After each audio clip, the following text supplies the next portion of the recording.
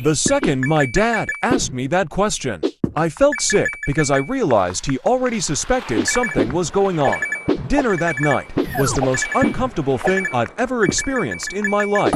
My mom barely spoke the entire time and wouldn't even look at me once, while her phone kept buzzing over and over again beside her plate.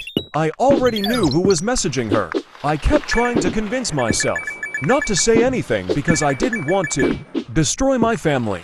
But at the same time, every time I looked at my dad, I felt guilty. Later that night, he came into my room, shut the door behind him, and sat on the edge of my bed.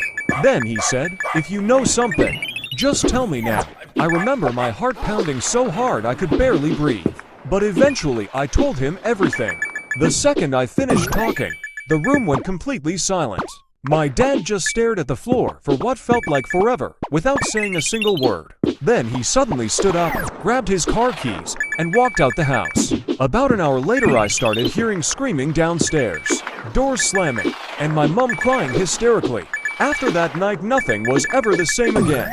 My uncle got cut off by almost the entire family. My parents separated a few months later.